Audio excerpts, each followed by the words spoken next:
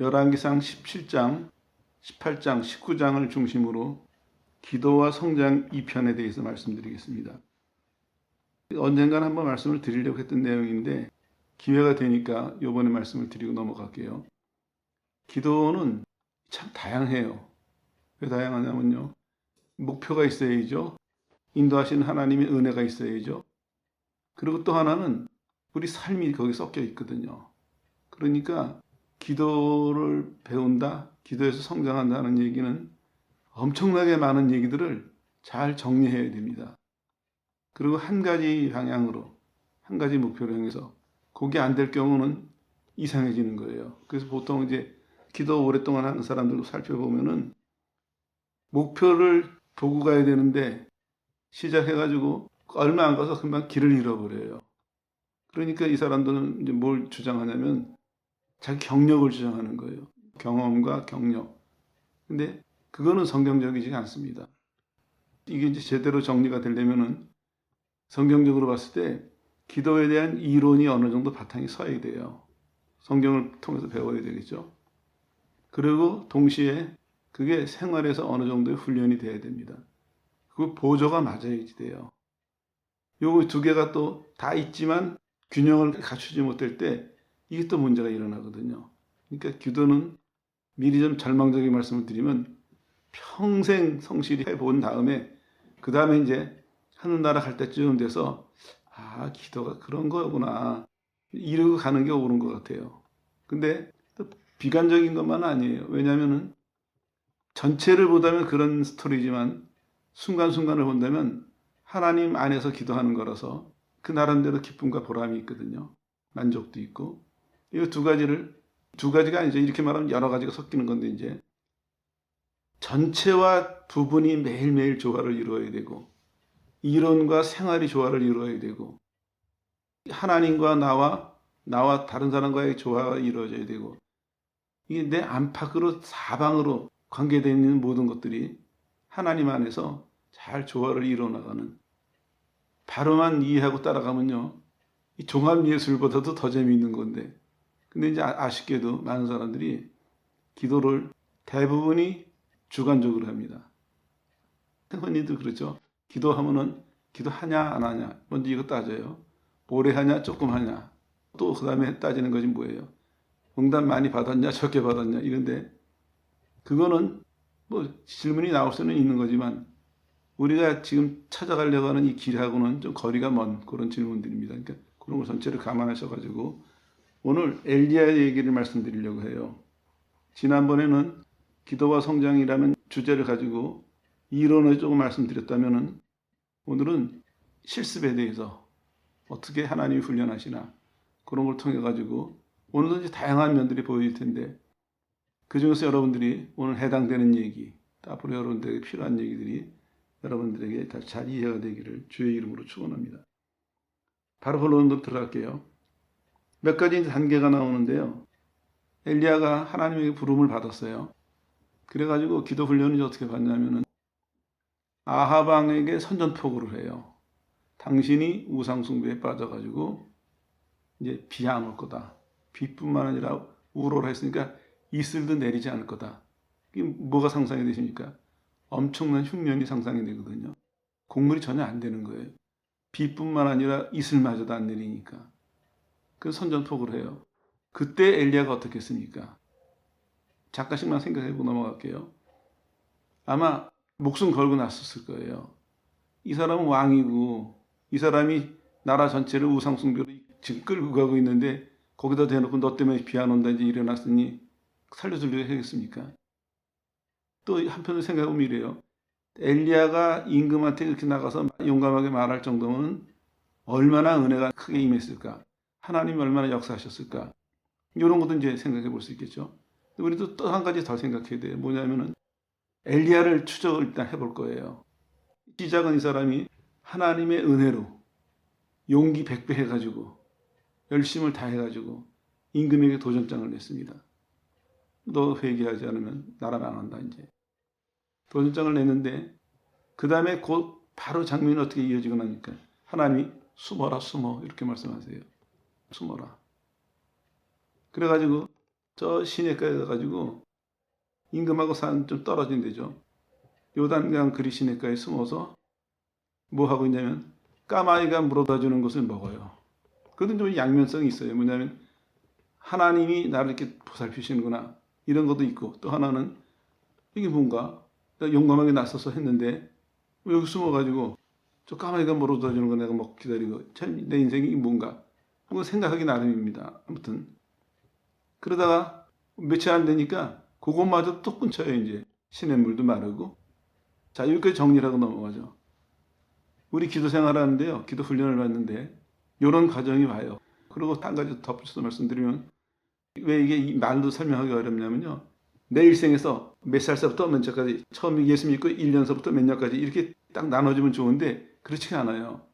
이게 한 사건 속에서도 섞여 있고, 내 인생이라는 큰 테두리 속에서도 섞여 있고, 또 오늘 겪는 하루에서도 작은 시간 안에서 내 한 시간의 기도 시간에서도 이게 섞여 있고, 지금부터 설명드리는 이 몇 가지 얘기들이 어떤 문제는 이 문제에 걸려가지고 이게 튀어나오고, 어떤 문제는 저 문제에 걸려서 저게 튀어나오고, 이게 다 튀어나오거든요. 이쯤 되면 이제 이해가 되시죠? 이론 가지고는 이거 못 따라갑니다. 이론 가지고는. 그래서 기도는 이론과 실습을 합해서 정리를 하나 내린다면, 기도는 하나님의 이끄심이 있어야 된다. 이게 첫걸음입니다. 누구든지. 그래서 기도 시작할 때요, 물론 이제 우리가 기도를 하지만 가만히 살펴보면 하나님이 입을 열어주셔야 돼요. 그걸 사모해야 됩니다. 물론 머리가 좋거나 성격이 성실한 사람들 꾸준히 기도할 수 있습니다. 자기 성격이나 자기 능력 가지고. 근데 그 기도를 계속했을 경우 성경이 원하시는 결과를, 성경이 약속한 결과를 얻을 수 있을까? 그건 좀 의문이거든요. 그래서 말씀드리는 거예요. 기도는 우리가 이것저것 다 생각해 봤을 때 첫 번째로 눈 떠야 될 게 하나님이 입을 열어주셔야 돼요. 그건 본인이 파악을 하셔야 돼요.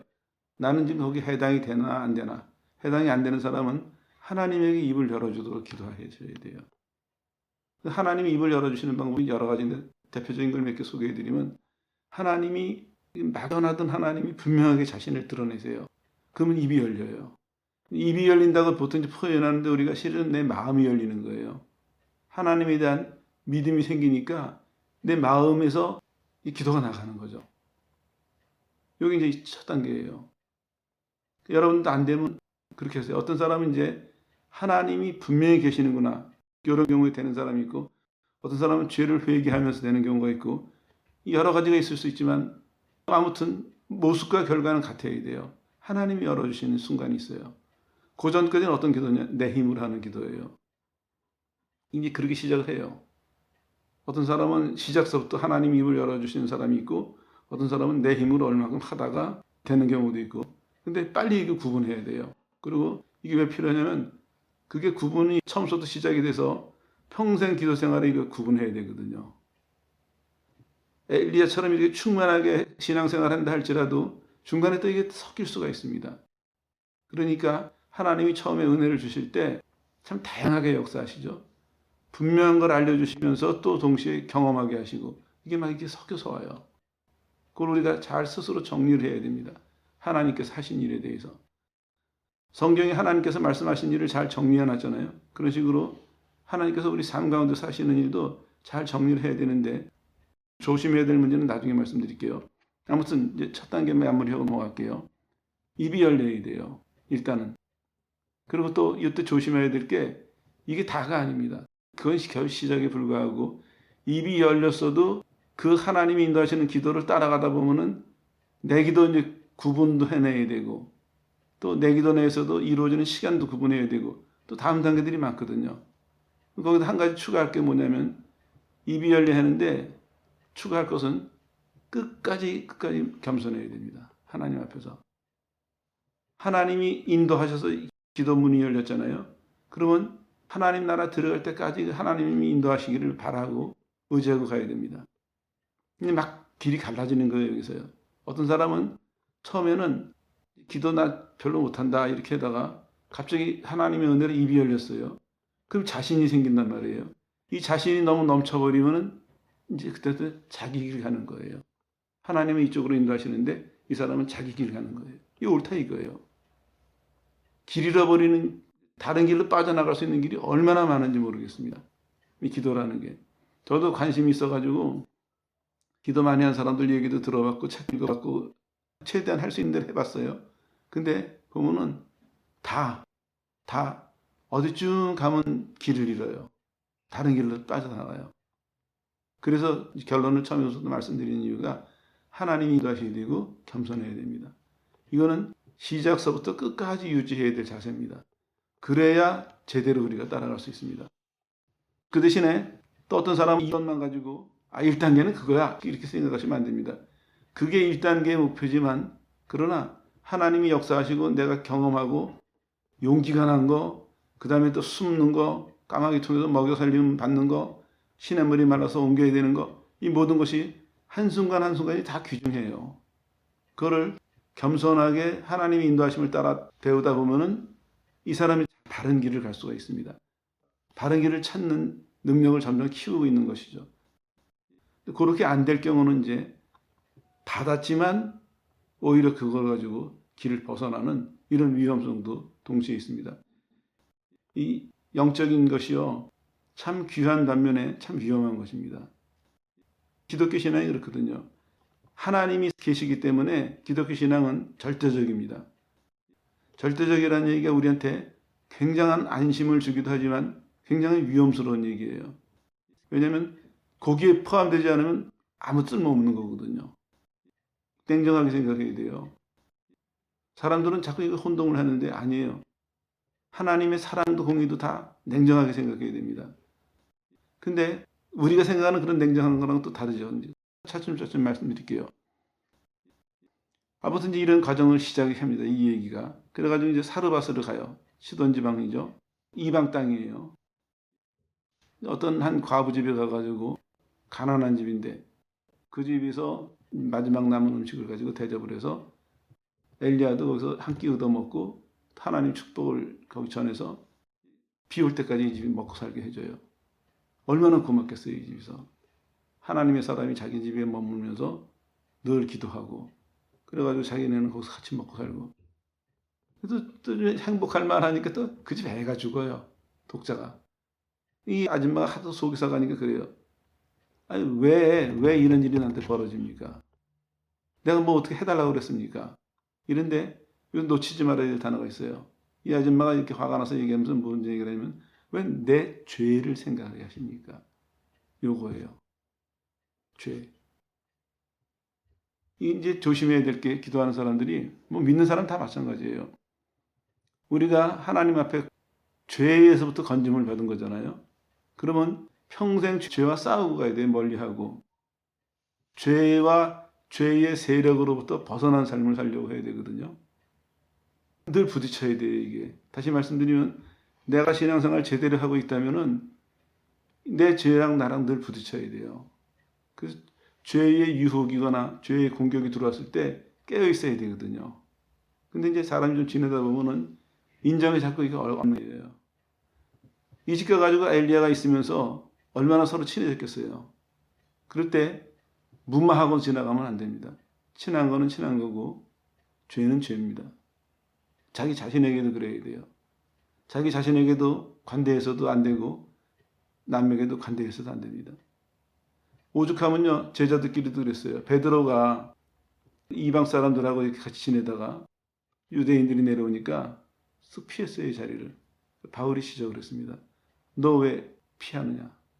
하나님의 구원은 네가 말로는 인정하고 행위로는 부정하냐? 저 사람들이 이방인이지만 예수님으로 인해서 구원받았는데 왜 저 사람들을 피하냐? 유대인 때문에 저 사람들을 모른 척할 거냐? 베드로한테 바울이 지적을 해요. 이게 필요해요. 예수님도 보면요. 예수님을 같이 자세히 생각을 해보세요. 예수님도 제자들이 잘못했을 때 한없이 용서하시고 따뜻하게 다시 사용해 주세요. 그렇지만 잘못했을 때는요. 냉엄하게 말씀하셨어요. 베드로가 십자가 사건 말씀하실 때 절대로 그런 일 안 나게 내가 막아줄게요. 그럴 때 뭐라고 하셨어요? 사탄아 물러가라. 사람들은 그걸 약간 미워해서 설교하는데 아니 그들을 인정해야 돼요. 사탄아 물러가라.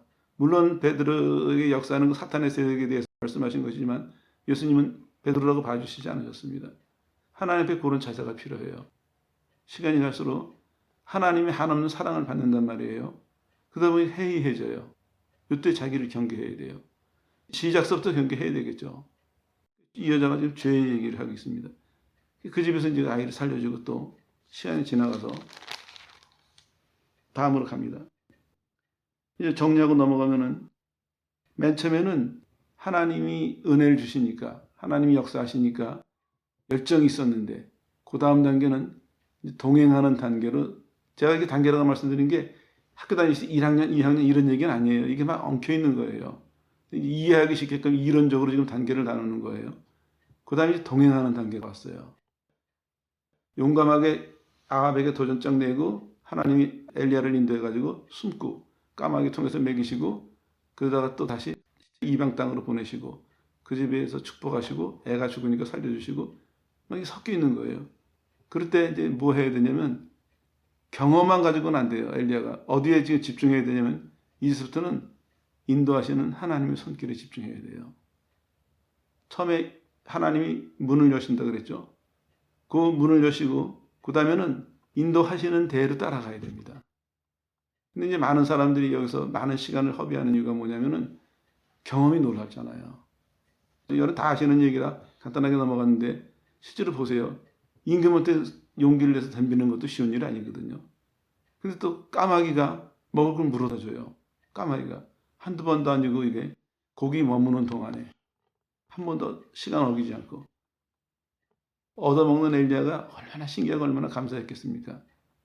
또 사르밧 가부집 가서도 그렇고 그 집 애가 죽었을 때도 그렇고 애가 살아났을 때도 그렇고 하나님은 우리 그 복음성가에 있는 것처럼 높였다가 낮추시기도 하고 부하게 했다가 가난하게도 하시고 그러면서 우리를 뭘 일깨워 주시냐면 나한테 주목해라. 내가 너한테 뭐라고 그러는지 아니면 내가 너를 어떻게 인도하는지 이 두 가지 기준을 가지고 늘 나한테 주목하라 이걸 원하시는 거예요. 이게 하나님과 동행하는 첫 번째 조건입니다. 동행한다고 하니까 우리는 자꾸 우리가 신발끈 매고 나서는데 아니에요. 동행한다는 얘기는요. 인도하신다는 전제가 있어야 돼요. 하나님이 나랑 동행하자 하셨을 때는 내가 너를 인도해 줄게. 이게 먼저 약속이 와요. 아브라함한테도 그러셨거든요. 평생 너를 인도해 주마. 그 다음에 넌 나를 따라라. 네 후손들은 나를 따라라. 동행을 명령하신 거거든요. 우리도 신앙생활 하다 보면은 하나님이 확신을 주신 다음에 그 다음에는 자꾸 인도하시면서 우리 속에 하나님이 나를 인도하시는구나. 처음에는 내가 깨어서 하나님을 봐요. 기도한다고 하지만 그리고 내가 어떤 행동을 가지고 근데 이제 시간이 지나가면서 하나님의 인도하심을 경험하고 또 하다 보면은 조금씩 이제 안심이 돼요. 불필요하게 긴장했던 것이 이제 풀어져요.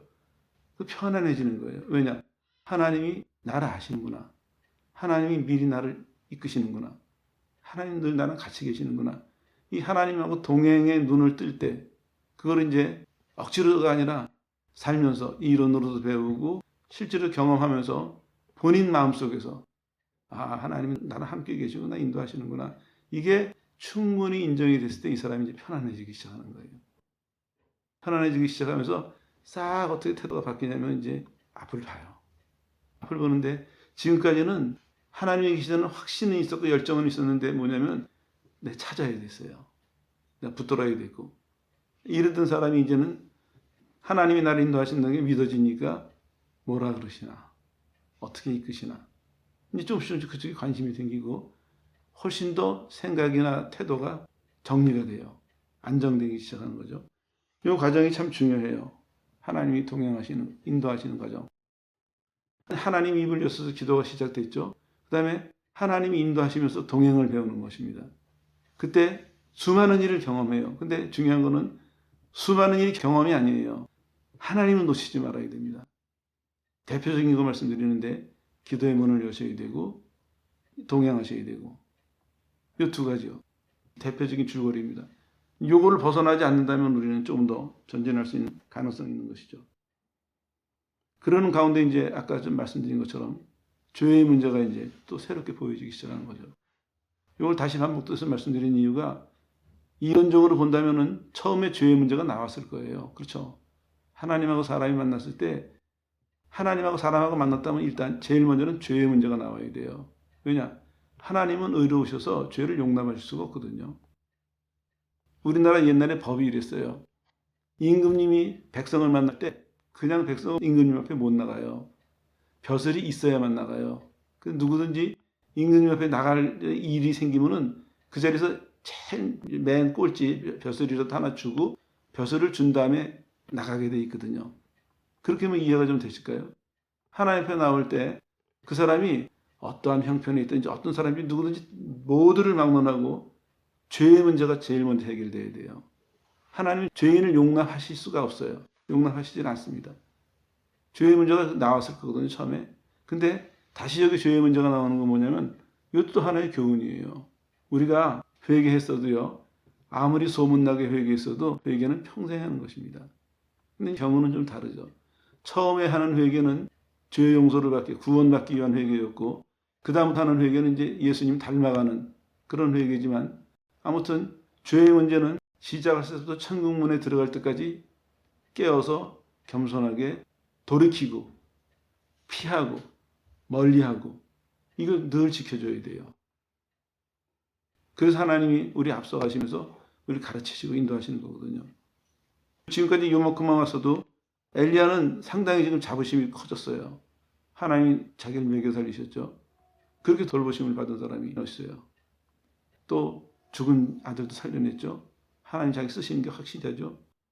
막 지금 용기 백배의 자부심이 커지는 그 무렵에 죄의 문제를 또 한번 꽝 부딪히는 거예요. 그러면서 자기도 또 한번 뒤돌아보고 또 하나는 본인이 해야 될 일이 뭔지를 또 한번 생각해 본 거예요. 왜 하나님이 엘리야를 부르셨겠습니까? 우상 숭배에 빠져있는 이스라엘을 그 죄에서 돌이키게 하시려고 부르신 거거든요.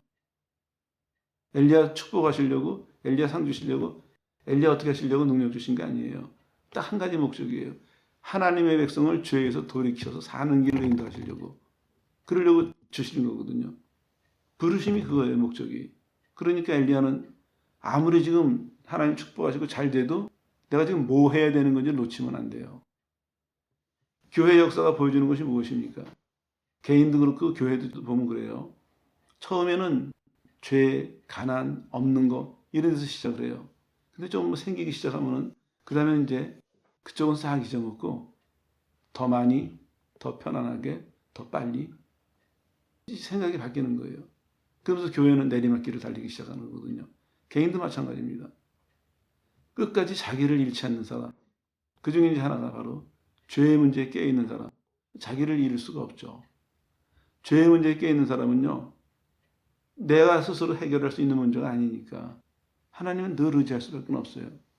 하나님을 의지해야 용서를 받을 수 있고, 하나님을 의지해야 보호를 받을 수 있고, 하나님을 의지해야 이길 수가 있으니까 하나님을 떠날 수가 없습니다.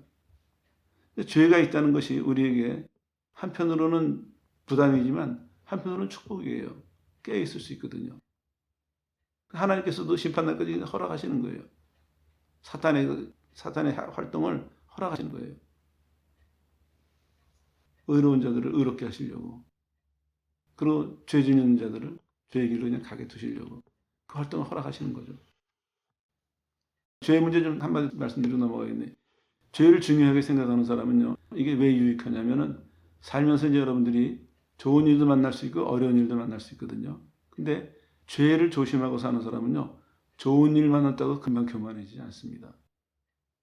좋은 일 만났다고 금방 하나님 떠나지 않습니다. 그걸 두려워하고 있으니까. 또 어려움이 와도 마찬가지예요. 죄를 두려워하는 사람은요, 어려움이 왔을 때 이 어려움이 문제가 아니라 죄에 앉아야지 하는 생각이 더 커야 돼요. 더 앞서야지 돼요. 여러분 한번 생각을 해보세요. 이 설명이 될지 모르겠지만 여러분이 뜨거운 뭘 지금 들고 있어요. 깜짝 놀랄 일이 생겼어요. 이거 놔버리면 어떻게 되겠습니까? 대어요, 발을. 큰 사고가 난다고요. 내가 정말 깨어있는 사람이라면 아무리 깜짝 놀랄 일이 생겨도 이거 안 놓거든요. 놓을 수가 없죠. 이거 놓으면 또 다른 문제가 벌어지는데. 마찬가지입니다. 우리가 죄에 대해서 왜 민감해야 되냐면요, 내 스스로, 내 자신이 먼저 죄에서 늘 깨어있어서 어떤 일이 나한테 닥쳐도 어떤 문제가 생겨도 이 문제보다는 내가 죄 짓지 말아야 된다.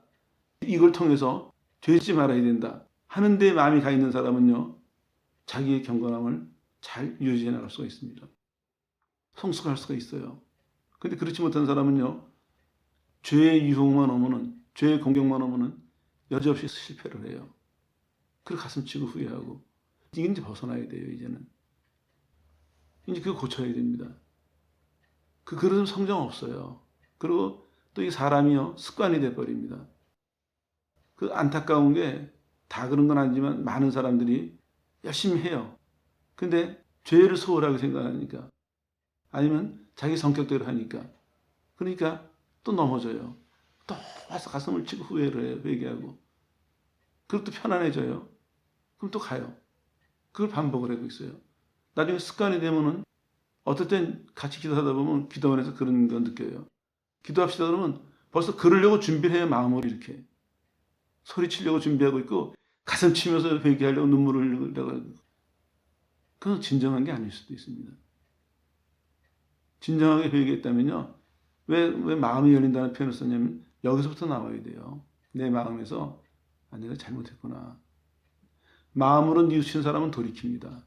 근데 마음까지 안 간 사람은 그게 겁나니까 이게 나빠 보이니까 머리에서 그냥 이해가 되는 순간 나 그냥 안 할게요.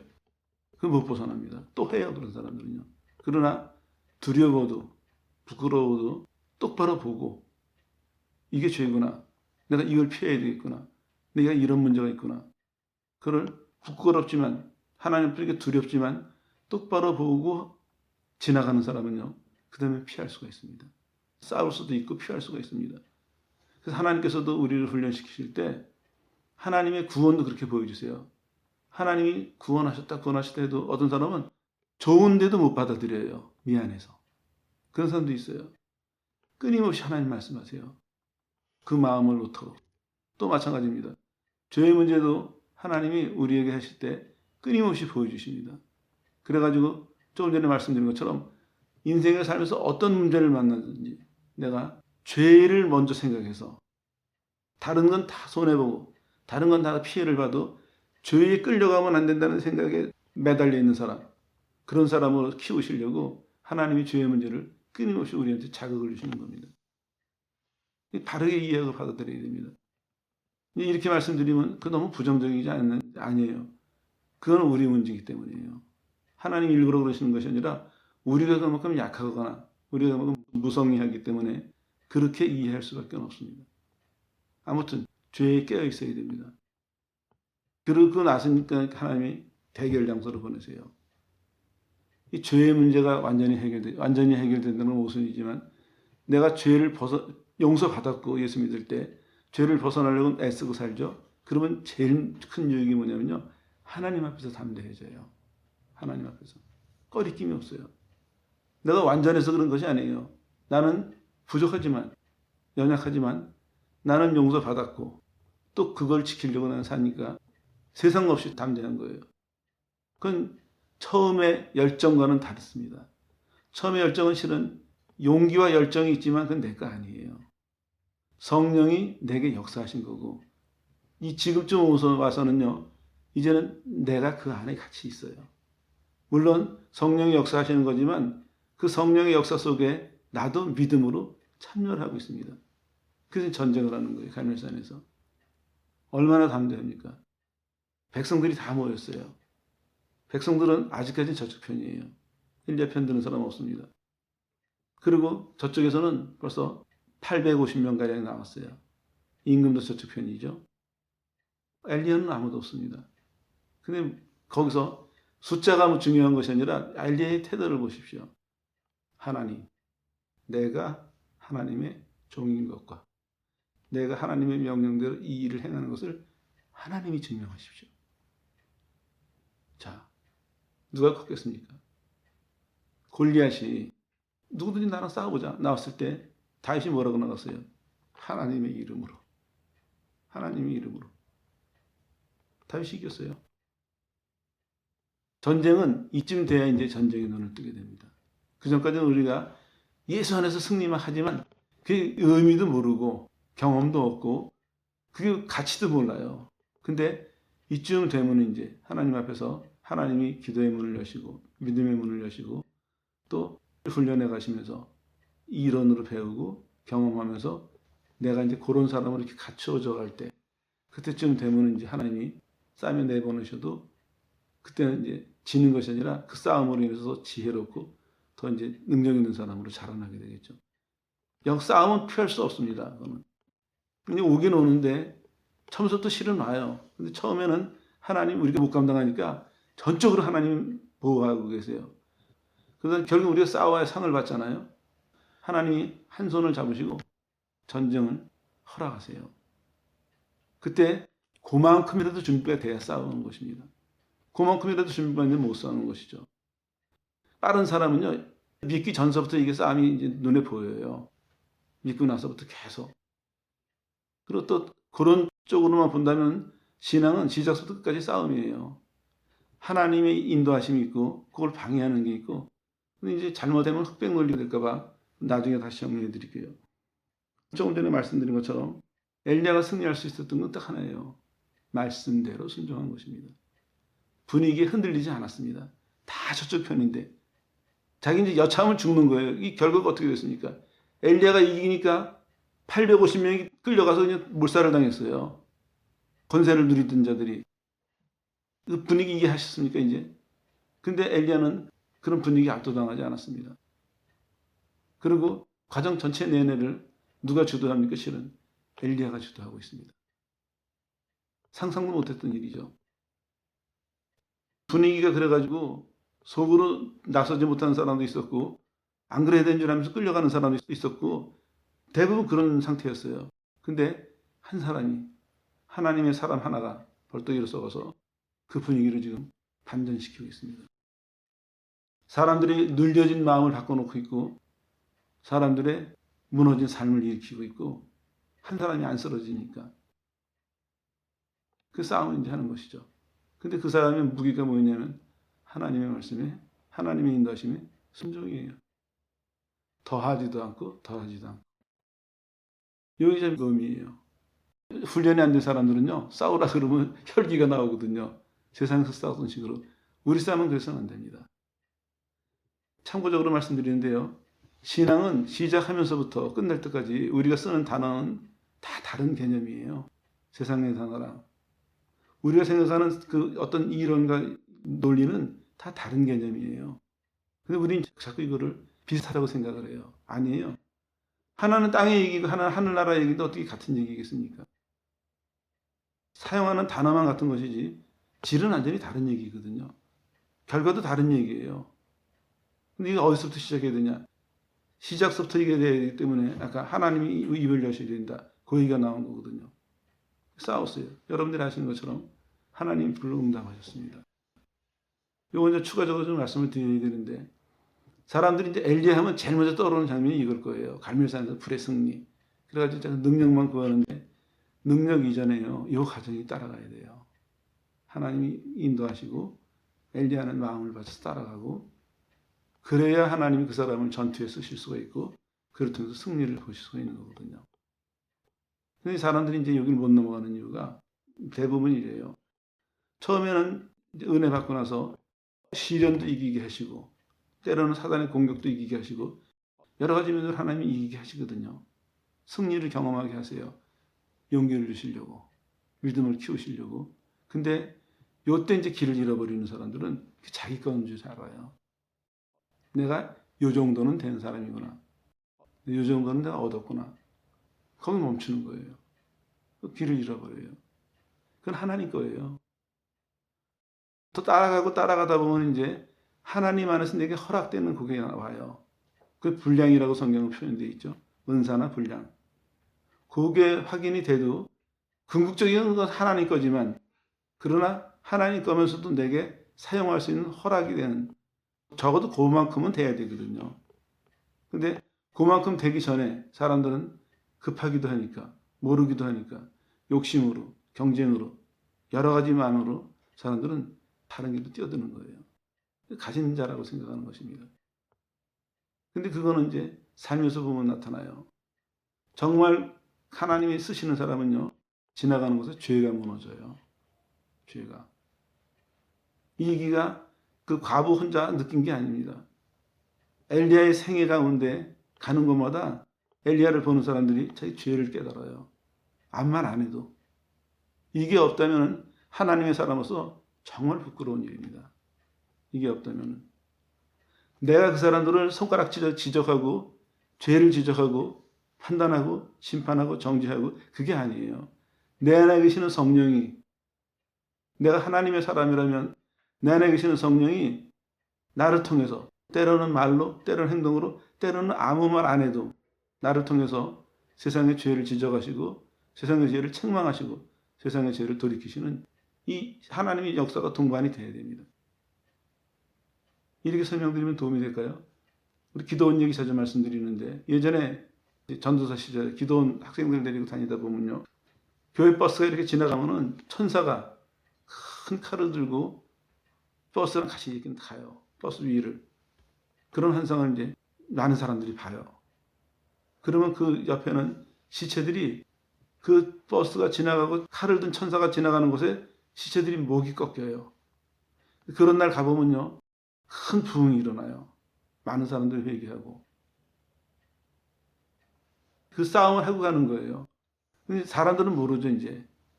기도는 도착해서부터 기도해야 되는데 아니에요.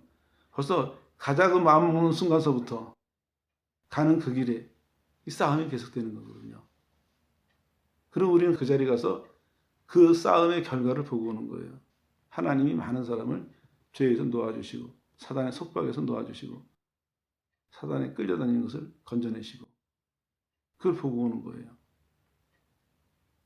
전쟁이라는 그렇게 이해하셔야 됩니다. 사람들이 영적 전쟁, 영적 전쟁 말은 많이 써요. 근데 뭐가 영적 전쟁인지는 실제로 몰라요. 체험만 가지고 영적 전쟁 할 수 없습니다.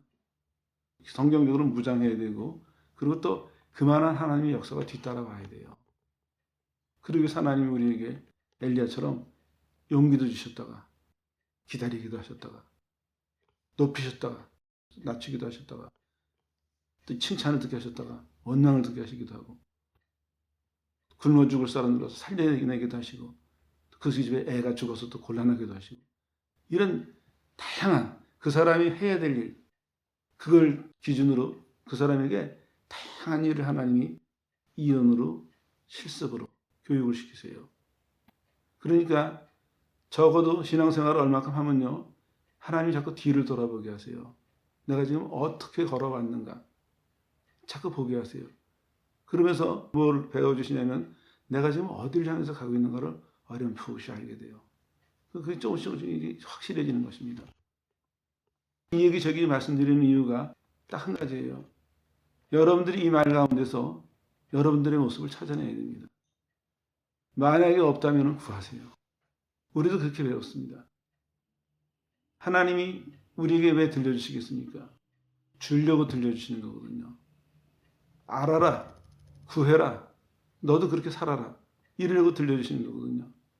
근데 누구든지 하나님을 사랑하고 내가 하나님을 좀 더 바르게 믿어야 되겠다, 좀 더 온전히 믿어야 되겠다, 그런 마음이 있는 사람은 이런 하나님의 뜻이 들려질 때 깨어나요.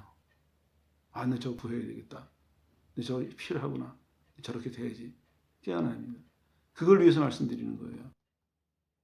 누구든지 이게 귀에 들어온다면 구하세요. 그리고 그냥 구하시지 말고 될 때까지 구하세요. 하나님 살아계신 게 분명하잖아요, 이제는요. 주일날 오후에 가능하면 작전기도에 대해서 말씀을 드리려고 하는데, 여러분 무슨 마음 드셨습니까? 작전기도 한다고 했을 때 뭐 또 해도 되겠나? 이런 마음이셨어요? 아니다, 여태까지 나의 힘이 없었는데 이번 기회를 잡자, 열의가 생기던가요? 여러분 반응이 어땠습니까? 그게 작전기도 중에 하나님이 원하시는 모습으로 다 바뀌어지고 다 갖춰져야 됩니다. 그냥 행사가 아닙니다. 심각하게, 신중하게 우리는 또 하나의 하루를 채워가는 것입니다. 또 한 시간을 채워가는 것이에요. 하나님의 부르심을 향해서. 이번 작전기도 동안에 가능하면 그런 얘기들을 많이 말씀드리려고 그래요. 여러분의 모습을 찾으세요. 그리고 하나님의 음성에 귀를 기울이세요. 지금 하나님은 여러분들에게 이론으로, 실습으로 자꾸 방향을 제시하고 인도하고 계십니다. 그러고 나니까 이제 여기서 끝났으면 참 좋겠는데 이상한 장면이 또 하나 와요. 갈멜산에서 대승리를 거뒀어요. 시내까지 끌고 내려가서 다 죽였습니다. 그 제사장들을. 그런데 어떻게 되냐면 이사벨이요. 아하방 부인이죠. 요 사람이 우상숭배의 원인인데 요 사람이 신하를 보내가지고 엘리야 내가 죽인다 했더니 엘리야가 그 말 한마디에 그냥 깊은 절망에 빠져들었습니다. 이걸 사람들은 심리학적으로 보통 영적인 침체다 해가지고 심리적으로 고조됐으니까 내려간다 이렇게 설명하는데 그보다는 성경적으로 설명하는 것도 옳습니다. 하나님이 올라간 것 이상으로 다시 구렁텅이로 내려보내시는 거예요. 어떤 사람이 이렇게 표현하더라고요. 시편에 보면 산 얘기가 많이 나오잖아요. 이스라엘이. 근데 산이요. 재밌게 생긴 게 이렇게 눈에도 건너도 보인대요. 근데 거기 가려면은요.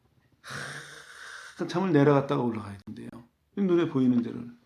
그러면서 어떤 사람이 설명하기를 우리의 영적인 생활이 이런 것이 아닌가. 하나님이 믿어라 하실 때 뻔히 보이는데 거기에 도달하려면은 그만큼 말씀하신 것에 도달하려면 내가 어떤 사람인지 밑바닥까지 다 내려가서 보고 거기서부터 하나님 보시기에 합당하게 새롭게 쌓아 올라가야 되는 그런 것 같아요.